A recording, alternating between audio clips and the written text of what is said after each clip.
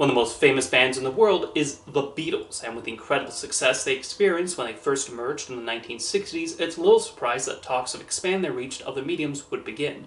They would appear in a few movies that showcase their musical as well as their comedic abilities and bring them further attention, and that's what I'm going to talk about today. By the way, I'll only discuss the films that the Beatles appeared in, so no Sgt. Pepper's Lonely Hearts Club Band and Across the Universe.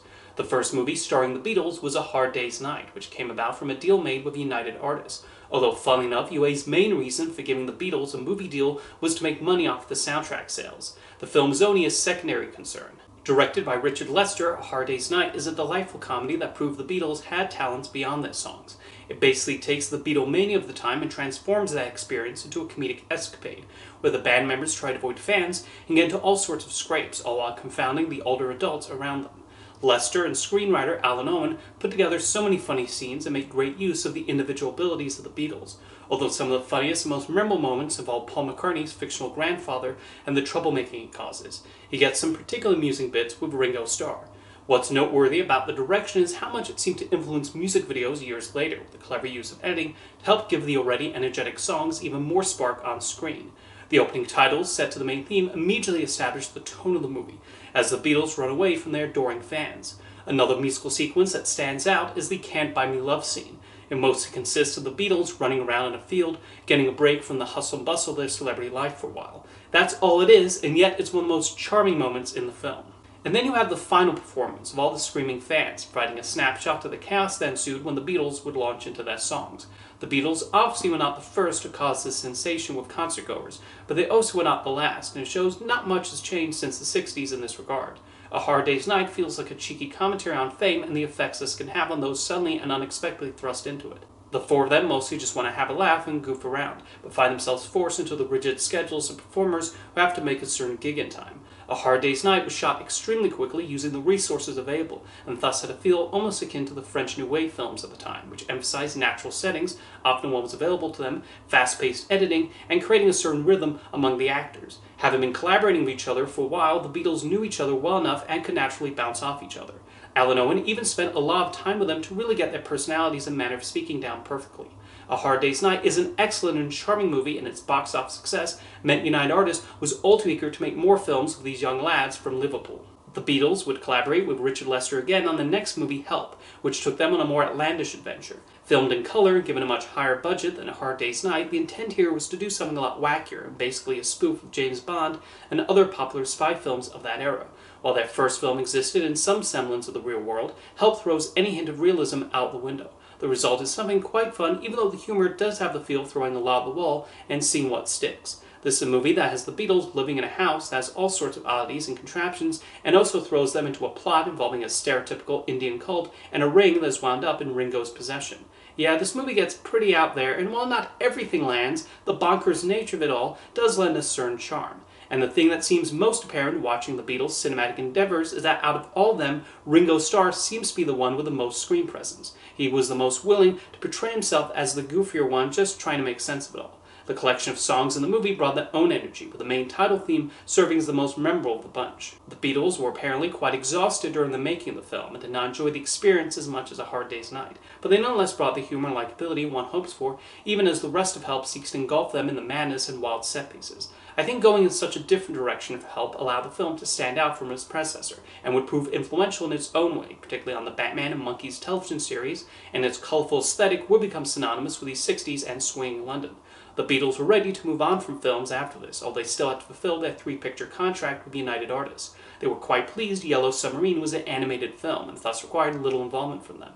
They make a brief live-action appearance, while the animated Beatles are voiced by different actors. Directed by George Dunning, Yellow Submarine has a visual style and sensibility so uniquely its own, taking advantage of the animation medium to do all sorts of clever things with the Beatles songs. This really was different from any other animated films people were accustomed to seeing at the time, and that's a major reason it had such an impact. Around every corner, there's a wild piece of imagery that adds to the magical world of Pepperland and its inhabitants. This is a movie where a group of villains called the Blue Meanies try to remove any music or liveliness from the world, and you're able to roll with it.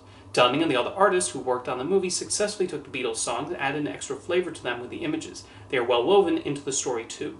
There's so many different techniques used, from traditional animation to rotoscoping to photographs, and they each do the job of enhancing the presentation. Some of the musical highlights include Lucy in the Sky with Diamonds, Eleanor Rigby, All You Need Is Love, and the title song. While it's not the voices of the Beatles we hear throughout the film, the voice actors hired did a great job of imitating them and capturing their personalities. I almost wonder how many viewers at the time had no idea they were not the real Beatles. Even though they only appeared at the end to fulfill their contract with United Artists, it does not feel like they're coasting as they get into the spirit of the movie despite having little to do with the making of it. In the end, they ended up being really pleased with how Yellow Submarine turned out, and John Lennon was especially impressed. You can definitely see the influence of Yellow Submarine on a number of anime productions over the years, including Adventure Time, and the immensely appealing, psychedelic, and eye-catching visuals allow it to remain a landmark in animated features. At one point, Robert Zemeckis had gotten the rights to make a remake in the style of his motion capture films like The Polar Express. However, the shutting down of Image Movers Digital and the failure of Mars Needs Moms led to the movie never happening. Some storyboards and tests have made their way online, and whatever one's thoughts on the idea of remaking Yellow Submarine in the first place, the result would have certainly been an interesting one. While the Beatles did complete their three-picture deal with United Artists, they ended up making one more movie for the studio, a documentary titled Let It Be. Originally intended as a television special, it instead became a theatrical film. Michael Lindsay-Hogg was hired to document what was basically a jam session and recording for the next album and the famous rooftop concert. What he saw and eventually had to edit around later was the band slowly falling apart. Let It Be has gotten a reputation for showing the Beatles in not the best light, with Paul McCartney being especially embarrassed about it. That's even the reason the movie has been out of circulation for several years. It did receive a home video release in the early 80s, and copies of that are how people are able to view Let It Be now, but the surviving Beatles and their company Apple Corps have not been in a hurry to officially release it. Watching the movie recently, I don't think they came off that badly. The documentary mostly consists of the Beatles just sitting around as they figure out and perform these songs. The main impression is that Paul McCartney was the most enthusiastic, which also results in him being the most talkative and a little bossy at times as he tries to get the others excited. The others will later reveal how much they disliked the Let It Be recording sessions, and George Harrison even announced he was leaving the band during them, which Lindsay-Hogg had to figure out how to edit out of the movie without it seeming obvious. For many years, Yoko Ono was blamed as the reason the Beatles broke up. However, in the documentary, she barely does anything and is mostly just in the background. Even Paul McCartney's daughter Heather is more active in the film than Yoko Ono is. The Beatles will later reveal that they just sort of drifted apart, and this was starting to happen even before Lennon met her. The reason to watch Let It Be is mainly to see them perform these songs, and that's when the movie's at its most electric, especially Let It Be and the rooftop concert. As a fly-on-the-wall documentary, it gets the job done. Decades later, Peter Jackson was given permission to take the footage, restore it, and edit a new documentary titled Get Back. This was originally intended to be released theatrically, but it was eventually expanded into a 3-part miniseries for Disney+. I've not seen it though, as I find the runtime of each episode to be rather daunting. I like the Beatles, but I'm not sure I'd want to spend 8 hours with them. Interesting enough, when Disney initially announced Get Back, the press release also revealed that Let It Be would finally be restored and re-released. However, it's been over 2 years since Get Back premiered, and so far, that has not come to fruition. I have no idea what the holdup is. Between Help and Yellow Submarine, the Beatles also worked on a television special that aired on BBC in 1967. Magical Mystery Tour was mostly the brainchild of Paul McCartney, and is a very odd duck of a production. Even though it only runs 52 minutes, I found it rather tedious, as we get a series of loosely connected and not particularly funny sketches, like something out of Monty Python's Flying Circus, but not nearly as clever. Occasionally there were a few amusing bits, like the Beatles pretending to be wizards, but it mostly involves a bunch of random episodes, with the Beatles and some strangers riding on a bus. The whole time I was watching, I kept wondering why the whole thing was all over the place, and then I found out that the entire special was made without a script. According to Ringo Starr, McCartney mostly had a blank piece of paper with a circle and just filled it in as they filmed. McCartney had some ideas, but they mostly just threw together whatever came to mind, resulting in 10 hours of footage that then had to be edited down to its final length. As messy and incredibly uneven as Magical Mystery Tour is, there is one major highlight, and that's the I'm the Walrus number. It's a great scene that would not have been out of place in Help, and it's the one time where things liven up a bit. The reception to Magical Mystery Tour was not positive when it first aired, although McCartney still stands by it.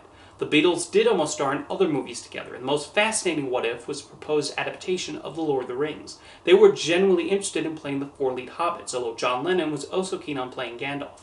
Stanley Kubrick was the top director considered for the production, but he felt Tolkien's books were unfilmable. That breakup eventually ended any potential involvement in the Lord of the Rings adaptation. The movies the Beatles did end up appearing in together are certainly pivotal parts of their history and provide a fascinating snapshot of where they were creatively and their place in pop culture when they were produced. See you next time.